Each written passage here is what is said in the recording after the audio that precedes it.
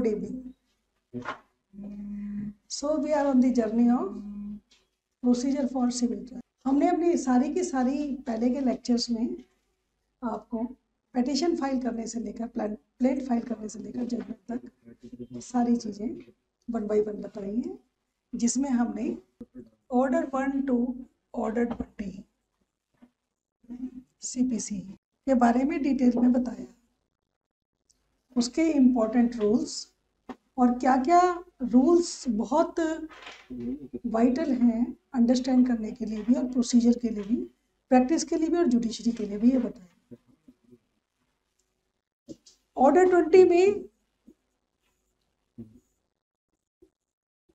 हमने जजमेंट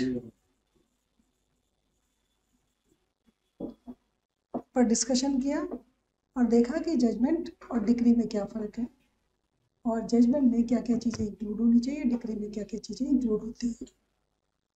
हमने आपको बताया था कि ट्रायल में, सिविल ट्रायल में जब प्लेन फाइल होती है तो प्रोसेस इशू होता है। अगर प्लेंट एडमिट हो गई और रिटर्न नहीं हुई या रिजेक्ट नहीं हुई, उसके बाद अपीयरेंस हो जाती है डिफेंडेंट की और वो अपनी प्लीडिंग्स फाइल कर देता है WS सेट ऑफ या फिर काउंटर क्लेम के फॉर्म में। फिर हमने बताया कि प्लेंटिफ चाहे तो रेप्लिकेशन भी फाइल कर सकता है और प्लेंट और ये सब चीज़ें मिलकर प्लीडिंग्स बन जाती हैं। प्लीडिंग्स की स्क्रूटनी कोर्ट लेवल पर होती है और कोर्ट पार्टीज को भी एग्जामिन करता है और डॉक्यूमेंट्स को भी एग्जामिन करता है और साथ में इंटेरोगेटरीज भी एक मेथड है जिससे कि ये जाना जाता है कि क्या चीज़ रियली में, what is the real controversy between the parties. और जो पार्ट उसमें से एडमिटेड पार्ट होता है, एडमिटेड पार्ट पर एडमिशन ऑन जजमेंट हो जाती है, एडमिटेड पार्ट पर जजमेंट ऑन एडमिशन कर देते हैं और डिस्प्यूटेड पार्ट पर इश्यूज फ्रेम हो जाते हैं और दोनों पार्टीज अपना एविडेंस लीड करती है, प्लेंटिफ्स एविडेंस और डिफेंडेंट्स एविडेंस, और उसके बेसिस पर जजमेंट हो जाती है हियरिंग के भी। उसमें कौन कौन से इंपॉर्टेंट एस्पेक्ट्स हैं और हमने कौन कौन सी मिसलेनियस एप्लीकेशंस इस बीच में आती हैं और उसमें क्या क्या चीज़ें हमें बतानी हैं और कैसे कैसे हमें समझाना है कोर्ट को अपना रिलीफ लेने के लिए, और कोर्ट कैसे कंक्लूजन पर पहुंचता है, ये सारी चीज़ें बहुत बारीकी से हमने समझी। मैंने आपको बताया कि जजमेंट के बाद हम जाते हैं एग्जीक्यूशन ऑफ डिक्री। अगर आपकी प्लेंट, आपका सूट प्लेंटिफ के फेवर में डिक्री होता है तो execution comes for the execution of the decree. जैसे सूट फॉर पोजेशन है, पोजेसरी राइट कोर्ट ने डिसाइड कर दिया डिक्री में, yes A is entitle for the possession of the property A, तो बेसिक क्वेश्चन आता है कि how to get the possession, and that possession comes through execution.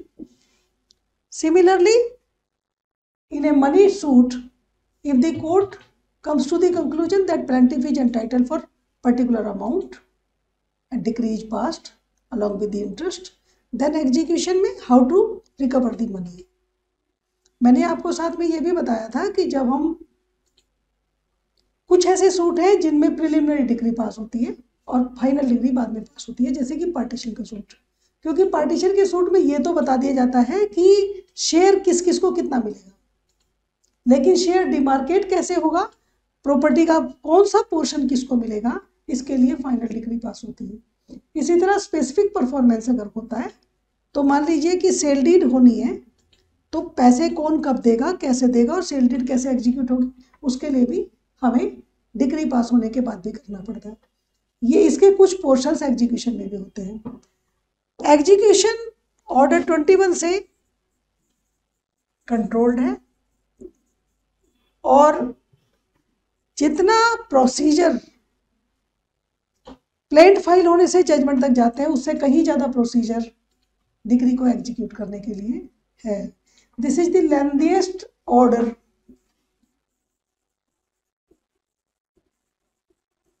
In CPC.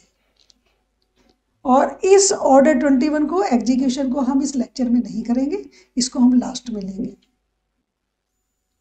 CPC की journey में हम लास्ट में इस वाले पार्ट को लेंगे, एग्जीक्यूशन वाले पार्ट को। अब हम मिसलेनियस कुछ ऐसी प्रोसीडिंग्स हैं जो बहुत इंपॉर्टेंट होती हैं सिविल ट्रायल में, उनको थोड़ा सा देखेंगे। तो हम आगे के ऑर्डर्स उनमें से भी इंपॉर्टेंट ऑर्डर्स पर जाएंगे, क्योंकि हमें सिविल प्रोसीजर समझना है, कोर्ट में क्या क्या कैसे होता है, प्रैक्टिस के पॉइंट ऑफ व्यू से भी और जुडिशरी के पॉइंट ऑफ व्यू से भी। तो हम जो ऑर्डर्स जनरली यूज नहीं होते हैं, रेयरली यूज होते हैं, उन पर हम ज़्यादा समय नहीं लगाएंगे। Important orders and important rules, ठीक है। सो 21 हम बाद में करेंगे, क्योंकि 21 is the most important. And उसके बाद आता है ऑर्डर 22। ऑर्डर 22 बहुत छोटा सा ऑर्डर है, उसमें कुछ ज़्यादा टेक्निकलिटी नहीं है। It talks about the death of the party, death, marriage और इंसॉल्वेंसी। अगर किसी एक पार्टी की डेथ हो जाए, मैरिज हो जाए या इंसॉल्वेंसी हो जाए, तब क्या होगा? मैंने आपको शुरू में भी बताया था, स्यू करने के लिए, केस डालने के लिए राइट टू स्यू बहुत जरूरी है। राइट होना बहुत जरूरी है, कॉज ऑफ एक्शन होना बहुत जरूरी है। प्लेंटिफ के पास राइट होना चाहिए कि वो कोर्ट में जा सके। तो राइट टू स्यू, इसके अंदर बहुत बड़ा पॉइंट है जिसको कि हमें समझना जरूरी है। अब मान लीजिए बहुत सारे प्लेंटिफ्स हैं, उनमें से किसी एक प्लेंटिफ की डेथ हो जाती है, या बहुत सारे डिफेंडेंट्स हैं, उनमें से एक आधे की डेथ हो जाती है।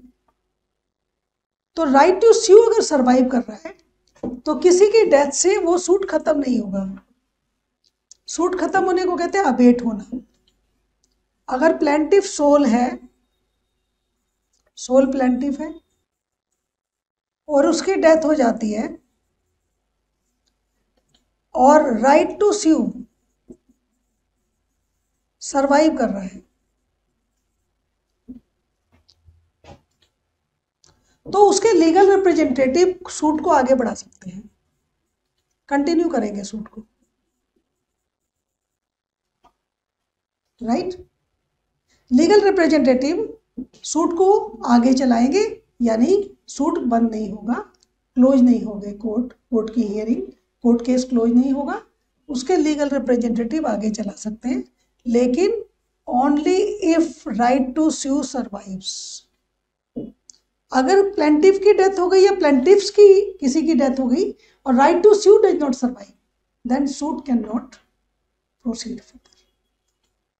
ओके, सो ये बहुत ध्यान देने वाला पॉइंट है कि हम ये देखेंगे कि राइट टू स्यू सर्वाइव करता है। For an example, suit for possession की हमने बात करी थी। ए क्लेम करता है कि मेरा प्रॉपर्टी है, बी ने पोजेस कर रखा है, I want to take possession of my property. A sole plaintiff है या एक बहुत सारे प्लेंटिफ है, उनमें से एक की डेथ हो जाती है। राइट टू स्यू सर्वाइव करता है क्योंकि प्रॉपर्टी भी वही है, पोजेशन भी वही है, और पोजेशन क्लेम किया जा सकता है even after the death of that person. तो एलास जो होंगे उसके, जो क्लेम करेंगे उसके ऊपर ओनरशिप, ठीक है। एक बंदे की प्रॉपर्टी है, दिस प्रॉपर्टी,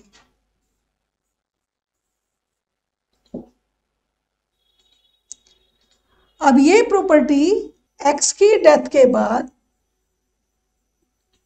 किसी की ओनरशिप में तो जाएगी, राइट, जा सकती है अगर लीगल रिप्रेजेंटेटिव अवेलेबल है। It may go by way of testament और by way of इंटेस्टेट,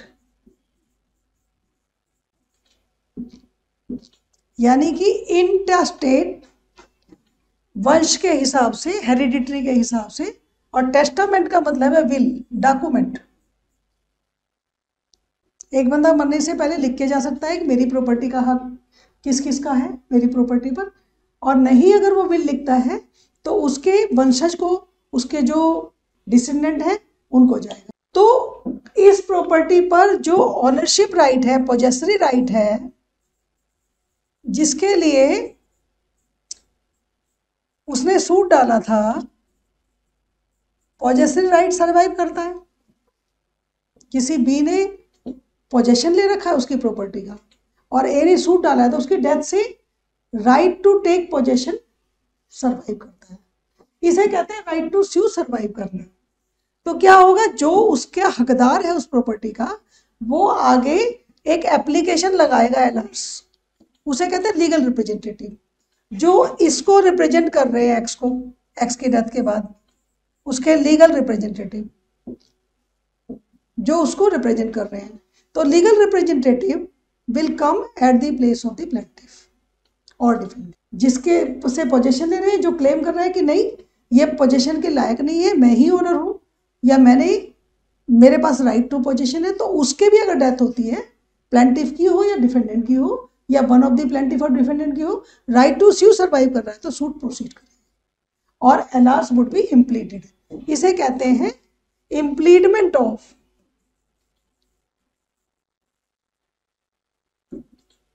एलार्स at the place of parties,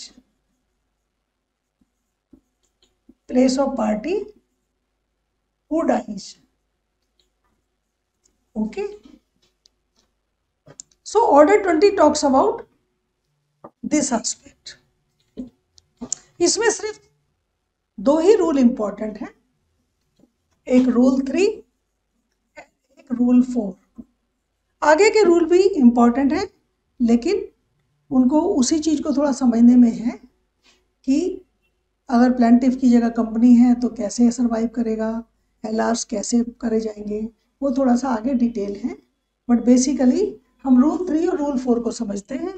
rule 3 जो है वो प्लेंटिफ के लिए कहता है कि अगर प्लेंटिफ वाली साइड की किसी की डेथ हो जाती है तो प्लेंटिफ के एलआर्स कैसे ऐड होंगे, और रूल 4 कहता है कि अगर डिफेंडेंट्स में से किसी की हो जाती है तो डिफेंडेंट के एलआर्स कैसे इम्प्लीड होंगे।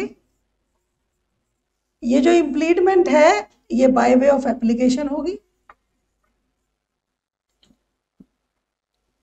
ये एप्लीकेशन डेथ के 90 दिन के अंदर अंदर फाइल होनी चाहिए, लॉ ऑफ लिमिटेशन कहता है। ये लॉ ऑफ लिमिटेशन के अंदर पीरियड दिया हुआ है, ठीक है। तो ये एप्लीकेशन 90 दिन के अंदर अंदर फाइल करनी है, और अगर मान लीजिए 90 दिन में फाइल एप्लीकेशन नहीं होती है तो इसका सूट अबेट हो जाएगा,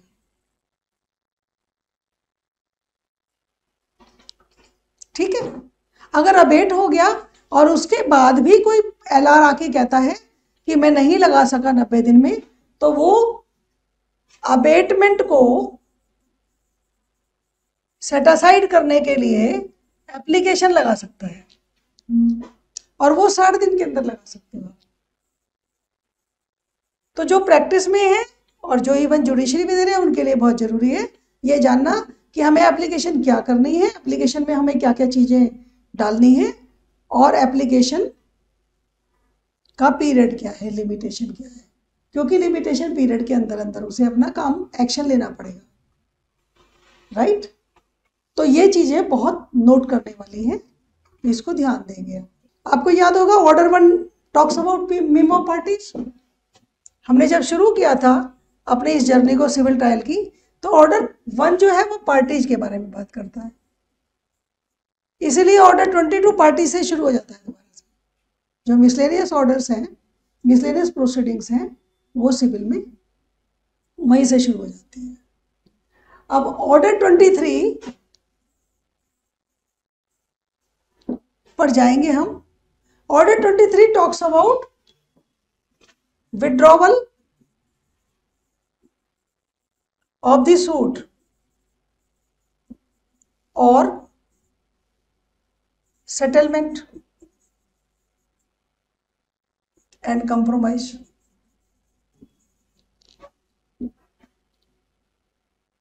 हमने आपको बताया था जब हम उस जर्नी में थे सूट का ट्रायल कैसे चलता है सिविल कोर्ट में, तब हमने बताया था कि डिस्पोजल ऑर्डर 15 में भी हो सकता है, राइट। अगर मान लीजिए ये पता चला कि पार्टी जो है नॉट एट इशू, या पार्टीज में ऑल क्लेम्स आर एडमिटेड, तो अगर ऑल क्लेम्स आर एडमिटेड तो ऑर्डर 12 रूल 6 में भी जजमेंट ऑन एडमिशन हो जाएगा, ठीक है। हमने आपको ये बताया था ऑर्डर 15 में ही कि अगर पार्टीज में से कोई भी अपना एविडेंस नहीं ला रही है, नॉट एड्यूसिंग एनी एविडेंस, तब भी सूट खत्म हो जाएगा, डिस्पोजल हो जाएगा। तो अब ये ऑर्डर 23 जो है वो ये बताता है कि दो और सिचुएशन ऐसी हैं जिनमें कि सूट का डिस्पोजल हो सकता है। मैंने आपको बताया कि एग्जीक्यूशन के बाद ये जो हम सारी प्रोसीडिंग करेंगे ऑर्डर्स की, ये मिसलेनियस ऑर्डर्स हैं, और हमें मिसलेनियस एप्लीकेशंस जो सिविल कोड में बहुत इंपॉर्टेंट होती हैं उन पर हम कर रहे हैं, इसीलिए हम उसे स्पीडली और बहुत टच एंड गो वाला करेंगे। हमें पता होना चाहिए कि हमें क्या क्या चीजें और, ठीक है। तो विड्रॉवल ऑफ सूट जो है ये हो सकता है कि हमने सूट डाला किसी ने, प्लेंटिफ ने या प्लेंटिफ्स ने, और उन्होंने कहा कि हम we want to withdraw, suit डाल दिया, बाद में बात हो रही है, उन्होंने कहा कि out of the court settlement हो गया और सूट को कंटिन्यू करने की जरूरत नहीं है, विड्रॉवल। मीडिएशन में भी हो सकता है कि मीडिएशन में गए हो, पार्टी ने सेटल कर दिया, उसमें ही बहुत सारी प्रोसीडिंग चल रही थी, उसी एक प्रोसीडिंग में एक प्रोसीडिंग सिविल सूट भी था और उन्होंने लिखा तो भी विड्रॉल हो सकता है। विड्रॉल के कई कारण हो सकते हैं, राइट। तो वो अगर विड्रॉ करने आता है तो ऑर्डर 23 रूल 1 हम देखेंगे। उसमें क्या है कि अगर दूसरी पार्टी के प्रोसेस इशू होने से पहले अगर मान लीजिए विड्रॉवल होता है तो कोर्ट विड्रॉवल अलाउ कर सकती है easily, but completely it is a discretion of the court to see whether withdrawal should be allowed or not. अगर दूसरी पार्टी आ चुकी है, उसको नोटिस हो गया है, सर्विस हो गई है और उसने अपना प्लेडिंग्स भी फाइल कर दिए हैं और सूट काफी आगे भी आ गया है, नहीं भी आया, पार्टी आ गई, तो state has already proceeded further with the matter.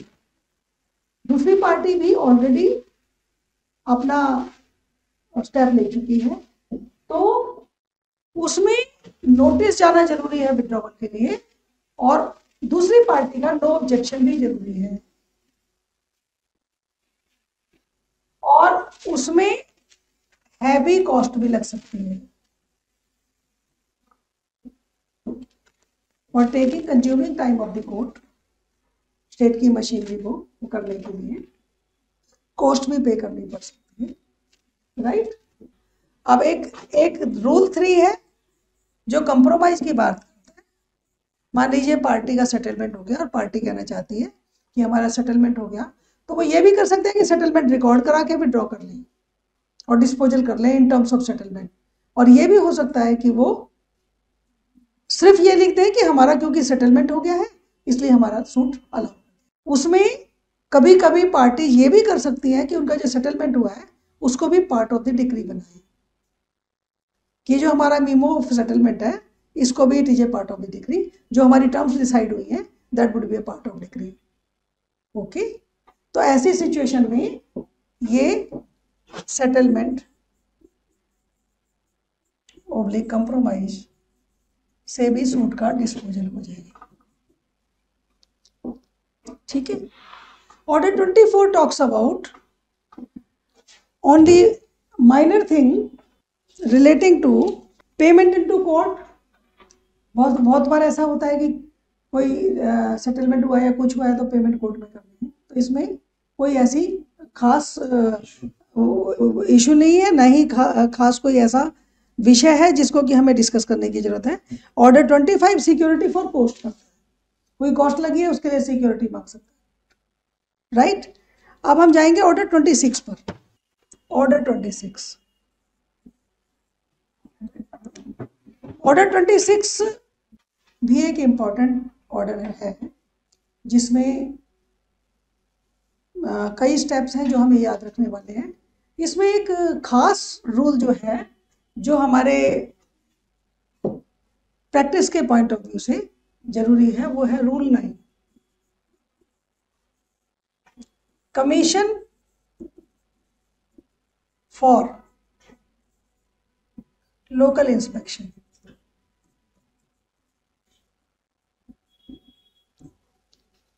इसको ध्यान से हम समझेंगे।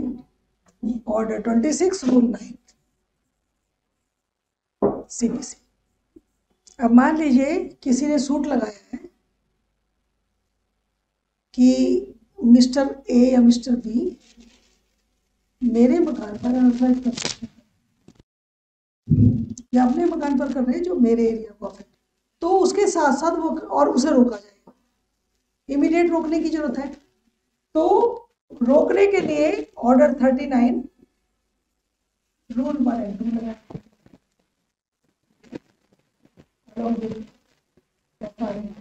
ये हमने अलग से भी किया है, स्टे पर और इन्वेंशन पर।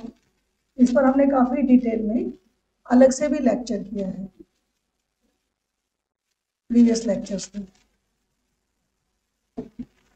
तो एक सूट लगाया कि अनऑथराइज्ड कंस्ट्रक्शन चल रहा है और उसे स्टे की जरूरत है, उसे रोकने की जरूरत है।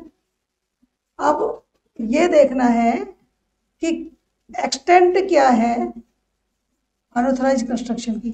उसने मान लो बोला है कि उसने अनऑथराइज्ड कंस्ट्रक्शन करके एक कमरा बना दिया और स्टेटस क्यू भी मेंटेन। स्टेटस जहां है वैसा ही स्टेटस मेंटेन कर दीजिए, रोक दीजिए।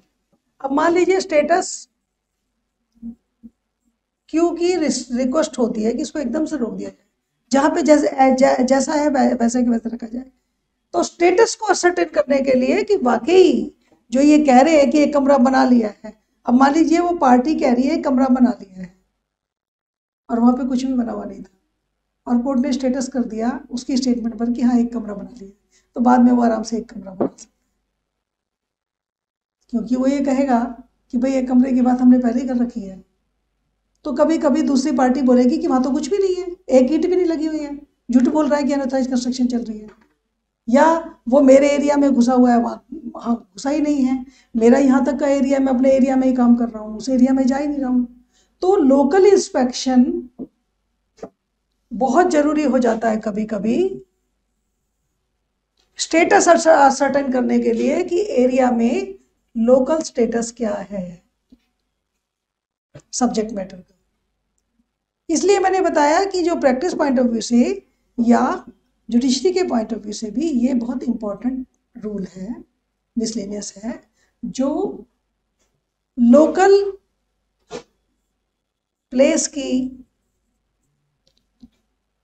इंस्पेक्शन के लिए प्लेंटिफ अर्जी लगा सकता है या डिफेंडेंट अर्जी लगा सकता है कि जी इस बात को असर्टेन कर लिया जाए before going into the stay of the proceedings और स्टे ऑफ द मैटर कि स्टेटस एक्चुअली है क्या, what is the actual status. तो इसमें क्या होता है कि उस एप्लीकेशन में प्लेंटिफ प्रे करेगा कि मेरे स्टेटस को असर्टेन कर लो, और कोर्ट किसी को लोकल कमिश्नर अपॉइंट कर देगी।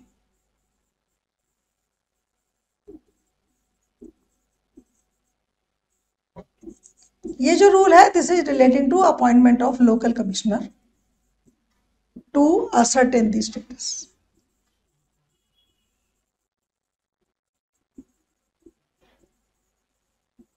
तो वो क्या करेगा कि लोकल कमीशन अपॉइंट होगा।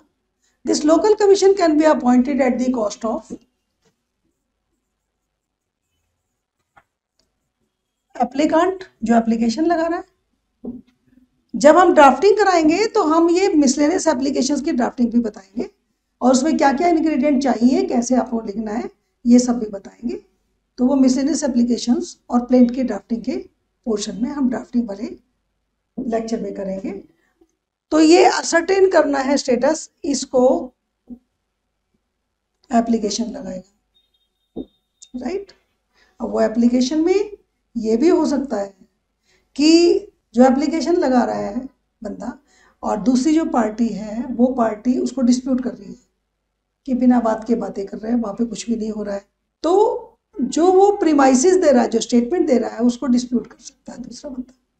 ऐसी सिचुएशन में दोनों पार्टी पर भी कॉस्ट लग सकती है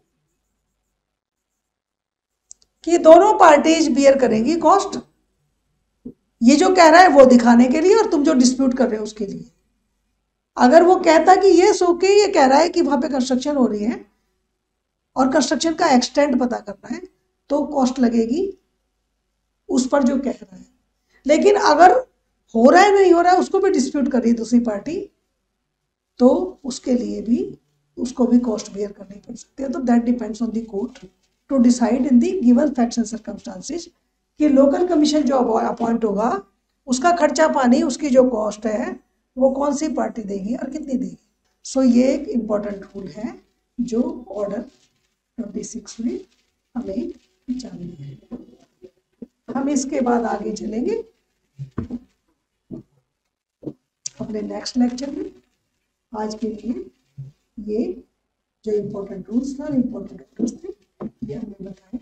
सो हम इसको रिविजिट करें। हमने आपको बताया कि अब से पहले हमने सारा का सारा जजमेंट तक बता दिया था, जजमेंट एंड डिक्री। एग्जीक्यूशन अभी हमने डेफर किया है, इसको हमें समय लगना है तो थोड़ा सा इसे डिटेल में करेंगे एक एक चीज उसमें। ऑर्डर 22 जो है वो एलआर्स के बारे में बात करता है कि अगर एक पार्टी की डिसेबिलिटी हो जाती है या बहुत सारे में से किसी पार्टी के एक आधे की डिसेबिलिटी होती है by way of death, marriage और इंसॉल्वेंसी, तो एलआर्स की इम्प्लीटमेंट कैसे होगी और इम्प्लीटमेंट का पीरियड क्या है और हमें क्या क्या चीजें बतानी है।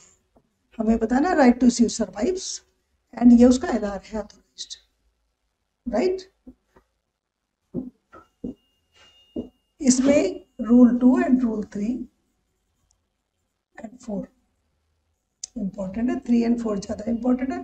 प्लेंटिफ के लिए 3 एंड डिफेंडेंट के लिए 4। ऑर्डर 23 जो है वो विड्रॉवल और सेटलमेंट कंप्रोमाइज की बात करता है। इसमें भी हमने आपको बताया कि रूल 1 जो है सिंप्लिसिटर विड्रॉवल है। जब कोर्ट से वो कोई कुछ भी नहीं मांग रहा है, सिर्फ विड्रॉवल मांग रहा है फॉर एनी डैमेजिंग, वो रीजंस बताएंगे। दूसरा क्या है कि नोटिस के बाद अगर सर्विस हो गई है दूसरी पार्टी को तो ये विड्रॉवल नोटिस के साथ ही होगा। नोटिस मैंडेटरी है फिर उसके लिए क्योंकि दूसरी पार्टी आ चुकी है और it may call for the cost. Rule 3 हमने आपको बताया कि सेटलमेंट पर विड्रॉल हो सकता है कंप्रोमाइज पर, उसके लिए मीमो ऑफ सेटलमेंट को भी डिक्री का पार्ट बनाया जा सकता है, but it is the description of the court how it is being tackled. फिर हमने आपको बताया order 26 rule 9 CPC that talks about appointment of local commissioner for local inspection to ascertain the status. Okay, अब हम आगे proceed करेंगे अपने अगले लेक्चर में आगे के ऑर्डर्स में fastly to conclude this journey of civil trial and then we will proceed further for the criminal court. Okay, for today it is all and thank you.